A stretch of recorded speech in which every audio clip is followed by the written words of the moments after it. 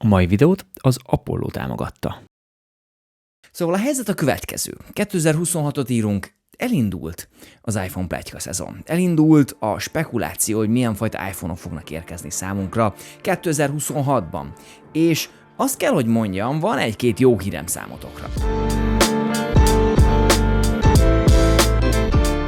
Valamint az is jó hír, hogy az Apollo termékek közül a tokok jelenleg januári akcióban vannak. Az Apollo Air, az Apollo Arctic, az Apollo Acryl, az Apollo Armor és az Apollo Aramid tokokat is most kedvezményes áron meg tudjátok vásárolni, valamint csekkoljátok a töltőket, tartókat, töltőállomásokat, mert ebben a hónapban nagyon-nagyon sok kedvezmény lesz az iPhonemagyarország.hu-n. Úgyhogy ne várjatok sokáig, iPhonemagyarország.hu, tok, töltő, tartó, kijelzővédő, minden, ami az iPhone-othoz kell.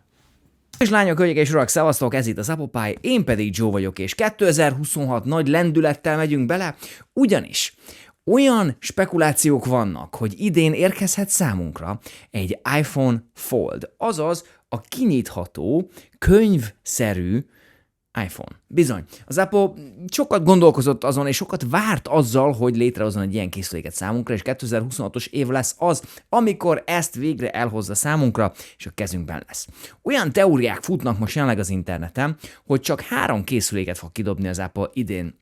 Ami véleményem szerint nem biztos, hogy így van, mert szerintem érkezni fog egy iPhone 17e valamikor márciusban, de hogyha nem érkezik iPhone 17e, akkor egészen valószínű, hogy az iPhone 18 Pro, 18 Pro Max és iPhone Fold fog érkezni számunkra. Ebből ugye a Fold, ez a kinyitható, ami gyakorlatilag olyan, mint egy Samsung Galaxy Z Fold, vagy pedig a Google Pixel Fold, stb. Na most ezt csak 2 fele lehet nyitni, tehát nem kell olyanra gondolni, mint amit most a Samsung hozott ki, vagy pedig a Huawei hozott ki, hogy 3 fele lehet nyitni, és egy hatalmas tableted lesz. Nem, ez egy sokkal kisebb készülék lesz. Úgy kell gondolni rá, mint egy ilyen jegyzett füzetre, egy picike kis noteszre. Ez a legjobb megfelelője annak, hogy hogyan és miként is fog kinézni ez a telefon. Dimenzióiban annyit kell tudni erről a készülékről, hogy a külső kijelző az egy 5,6 vagy 5,7 colos kijelző lesz. Belül, amikor kinyitjuk, akkor pedig egy 7,6 szolos kijelzőt fogunk kapni. 7,6 szól és 8,5 szól között lesz valahol ez a kijelző, attól függően, hogy végül mekkora lesz a készülék. Tehát nem kell egy ilyen hatalmas nagy kijelzőre gondolni. Gyakorlatilag, hogyha megnéztek egy iPad minit, és azt össze tudnátok csukni, körülbelül akkora lenne, talán egy kicsit kisebb lenne annál. Na most az interneten már vannak arra lehetőségek, hogy letöltsetek egy olyan fájlt, amit ki tudtok nyomtatni egy 3D nyomtatóval, és gyakorlatilag megkapjátok azt, hogy hogyan és miként is fog kinézni az iPhone Fold.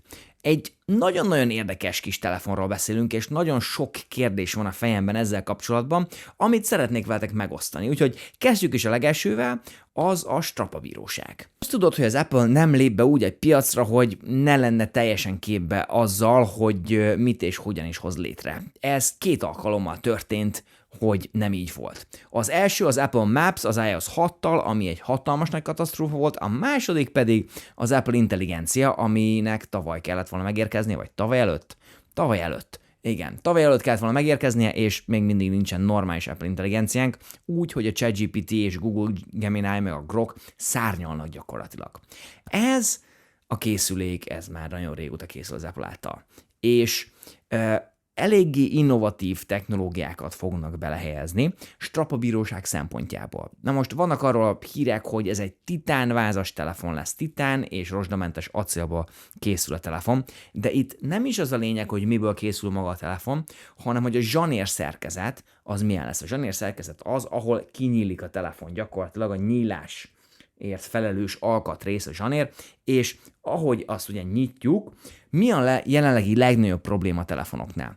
Az, hogy ott van egy ilyen törésvonal a telefonon. Megnézel egy Samsungot, megnézel egy Huawei-t, megnézel bármilyen fajta kinyitható készüléket, ott van egy nagy csúnya törésvonal a telefonba, és elvileg az Apple ezt teljes mértékben kiküszöbölte.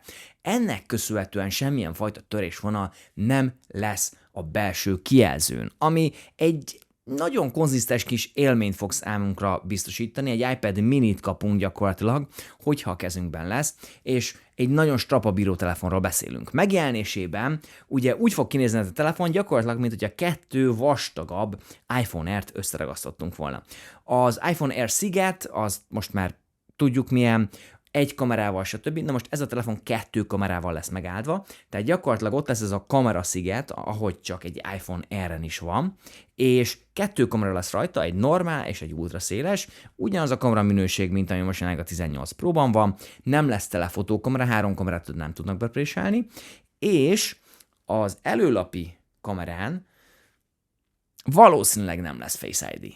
Tehát egy darab kis kör alakú kamera lesz, és a bekapcsoló gombban lesz egy Touch ID, tehát egy új lenyomat leolvasóval fogjuk tudni indítani a telefont. Ez azért, hogyha mondjuk kinyitott módban szeretnénk belépni, akkor is a Touch ID-val be tudjunk lépni, ne kelljen összecsukni, Face ID, kinyitni, stb. Ez lehet a logika mögötte. Na most ez a készülék így megjelenésében és strapabíróságában gyakorlatilag egy új dimenziója lesz az iPhone-oknak. De ami érdekes, az az, hogy a belső kijelző az hogyan és miként lesz megoldva. Na most erre megoldást adhat nekünk, vagy valami tippet adhat, hogy hogyan is oldja meg az Apple, nekünk az, hogy milyen szabadalmakat véd le az Apple az elmúlt években.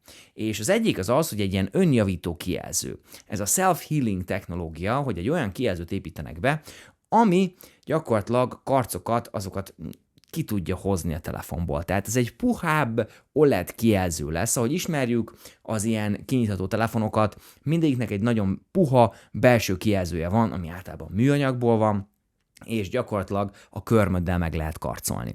Na most ez a technológia, ami az iPhone-ban lesz, ez egy kicsit másfajta lesz, ez egy önjavító OLED kijelző lesz, hogy ez pontosan mit jelent, azt én honnan tudnám. Majd akkor tudom, amikor az Apple elmondja számomra.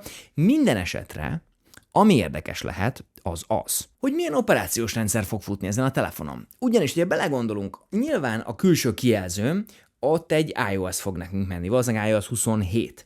De abban a pillanatban, hogy kinyitjuk a telefont, és egy nagyobb kijelzőt kapunk, a kérdés az, hogy megkapjuk az iPadOS-t belülre, és tudunk ablakokkal manipulálni, meg mindent csinálni, vagy pedig egy másik fajta verziójú iOS lesz belül. Az iOS, nem tudom, foldable. Ez azért is kérdés, mert ugye mondjuk 2 fajta operációs rendszerünk lesz, tehát kívül lesz egy iOS, belül lesz egy iPadOS, akkor egy frissítés alatt az hogyan fog történni? Tehát 2 operációs rendszert kell frissítenünk, a külsőt és a belsőt, vagy egy kalap alá húzzák az egészet, és lesz egy iOS-ünk, meg egy iPadOS-ünk, ami kombinálva van, és egyszerre lehet frissíteni. Tehát itt vannak ilyen apró logikai kérdések, amik tök érdekesek lehetnek. Minden esetre minden jel arra mutat, hogy ez a telefon érkezik számunkra szeptemberben. Több információ is van arról, hogy az iPhone 18 Pro, iPhone 18 Pro Max és iPhone Fold lesz az egyedüli, vagy ez a 3 telefon, ami érkezhet számunkra. Ennek köszönhetően nem lesz iPhone 18, nem lesz iPhone 18e, ezek 2027-ig várattatnak magukra, és ugye megnézzük most jelenleg az iPhone 17-et, az egy zseniális telefon, gyakorlatilag 2 évig kibírja frissítés nélkül, mert ott van OLED kijelző, nagyon erős processzor, jó dizájn, minden benne van, ami kell. Szerintem 2 évig simán kibírja az Apple, vagy 1,5 évig, hogy ne frissítse azt a modellt, és áttérünk egy iPad Air Pro, MacBook Air Pro modellre, ahol nem egyszerre jön ki az összes modell, hanem külön. Az árát is meg kell említeni. Jelenleg azt mondják, hogy $2500 felett lesz ez a készülék, ami azt jelenti, hogy körülbelül 1 millió. 1 millió? Nem, bocsánat. 700-800 ezer forint körül lesz az alapára ennek a telefonnak. Ami szerintem nem is olyan sok, hogyha belegondolok abba, hogy iPhone 18 Pro Max már 600 000-nél kezdődik. Tehát lehetséges, hogy 1 millió 2-nél kezdődik, mert hogyha megnézzük azt, hogy egy iPhone 18 Pro Max az $1100 Amerikába, és az nálunk itthon 600 000, akkor egy iPhone Fold 2,5-szer annyinak kell, hogy legyen, tehát mondjuk 1 millió 2, 1 millió 4, 1 millió 5 környékére lehet tippelni ezt a készüléket. Ami brutális. Tehát ami Amerikában $2500 kerül, az nálunk olyan $4000 kerül. Van-e szüksége az Apple-nek arra, hogy egy ilyen kinyitható telefont készítsen? Biztos vagyok benne, hogy ez egy tök jó kis fun projekt számukra, de ezzel nem fognak hatalmas nagy piacot nyerni. Ezzel nem fognak új iparágat indítani. Itt nem lesz az, hogy egy teljesen új dolog indul, és mindenki át fog térni erre, mert a nap végén nem mindenkinek van arra szüksége, hogy kinyissa a telefonját, és egy nagyobb kijelző legyen. Nekem semmi szükségem nincs erre. Nyilván, ha megjelenik, akkor elsőként fog beállni a sorba, de jelenleg semmi szükségem nincs erre.